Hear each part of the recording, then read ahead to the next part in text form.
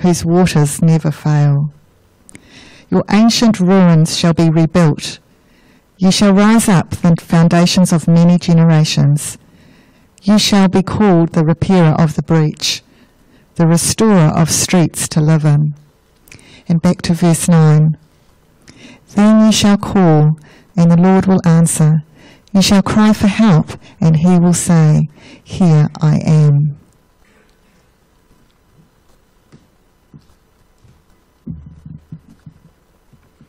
Thanks, Nicola. This is what we are doing here today. We are being a well-watered garden, and we are repairing broken walls. So I guess the biggest question for me over the last few days has been, how do we care for each other in this situation? We haven't had to do it before. So we've seen people hugging all over the news. And I was doing some research on the internet, because the internet is the wealth of truth. And it says the hormones that are released in the body after a hug aren't just good for happy feelings. They can also help your physical health. Human-to-human contact also lowers your body's levels of the stress hormone cortisol, and that in turn helps ease your blood flow and lowers your heart rate. The giver of the hug receives the same benefits. So this stuff is true. I just wonder who out of you has had a hug in the last 2 days. Maybe there's a few people who need a hug today. And we're going to have the opportunity later, after our service, to have a cup of tea and a hug with each other. Caring for each other looks like manaakitanga. Manaakitanga means kindness and support, the process of showing respect. It means generosity and care. Caring for each other looks like having a cup of tea so that we can talk about what is going on, not just texting or messaging. Although they have their place, a cup of tea and face-to-face contact. Caring for each other looks like opening your doors. It looks like loving your neighbour. It looks like inviting another religion to use our facility so they can pray and worship. Caring for each other looks like taking a meal or some cookies or brownie to your neighbour or your friend, or to the person that you sit next to each week here in church, or the guy that pumps the petrol for you. Caring for each other looks like asking, "Are you okay?" and then following up on the answer. Because it's easy to say, "Yes, I'm fine," when actually we're not. No. Caring for each other looks like praying for each other.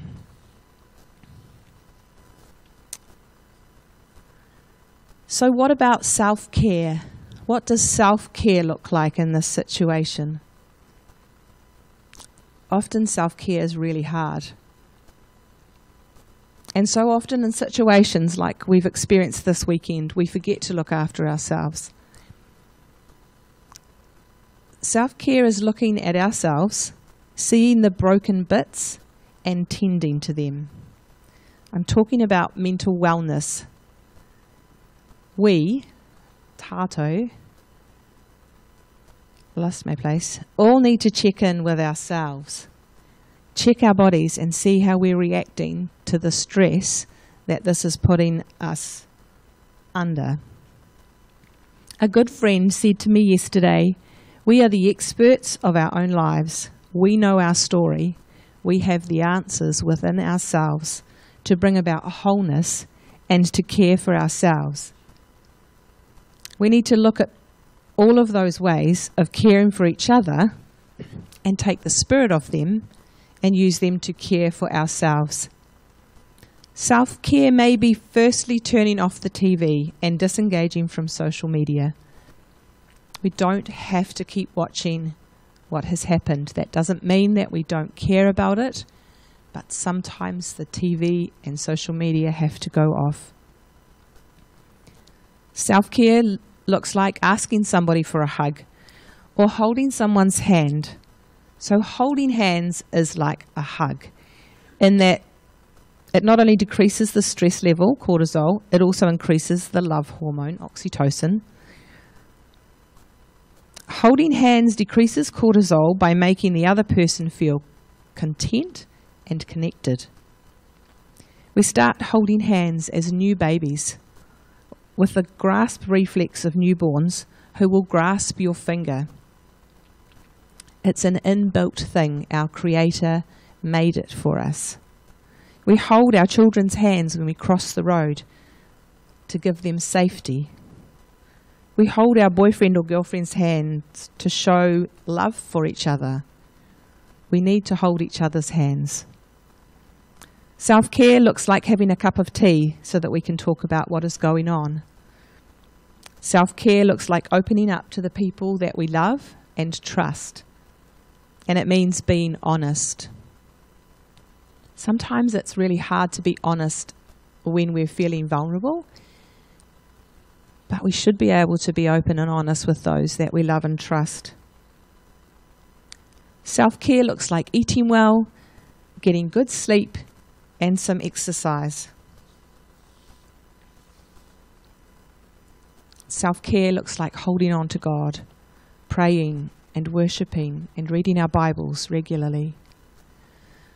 And that brings me to the question, where is God in all of this? And I know that there will be many, many, many people who are asking that question.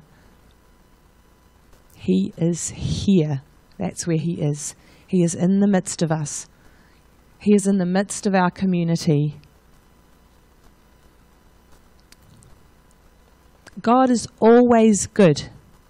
Somewhere we have forgotten this. And this weekend of all weekends, we need to remember that. God is not retributive. He is good. God is not angry. He is good.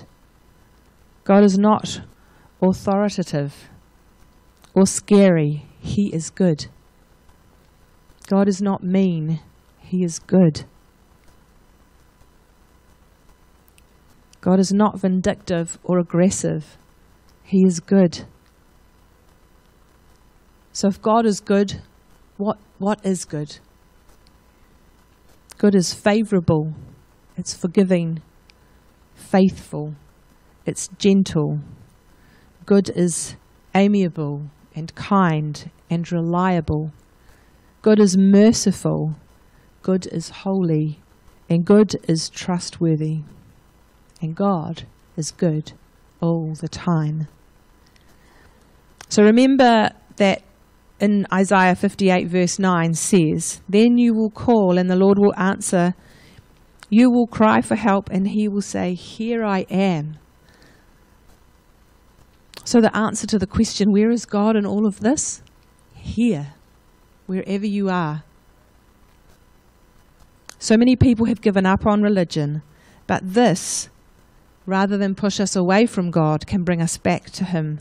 It can bring us back to the gospel. It can bring us back together into a relationship with other believers and into a relationship with God. And how do we hold on to God in these times? Firstly, by believing that God is good. Paul Young, the author of The Shack. Who's read The Shack? Wow, I bought 5 copies of it. I was talking to a friend last night. I bought 5 copies when it first came out. I have 1 left. Maybe I'll bring it down and we can start sharing it around because it's actually an amazing book. He has a lot of videos that he has on YouTube, and there's a series that is playing on the TV at the moment, and I'd encourage you to watch them. It's very, very encouraging stuff. But Paul Young says, we need to wipe the face of the person that has hurt us. That is the person that has made you look at God as anything but good. We need to wipe that face off the face of God. Does that make sense? We often look at God and we see the person that's hurt us. And He is not that person. Because He would never do anything to hurt us, because He is good. So Paul Young, he gets it. Because if we see God as anything but good and loving and faithful and merciful, then we will easily let him go. He will never let us go, but we will easily let him go. So we need to keep practicing the things in our lives that connect us to God. As I said before, praying and worshipping and reading the Bible and enjoying creation and enjoying each other. And I wonder if instead of having the news playing all day, if we had some Christian music playing instead, that might help us to hold on to God.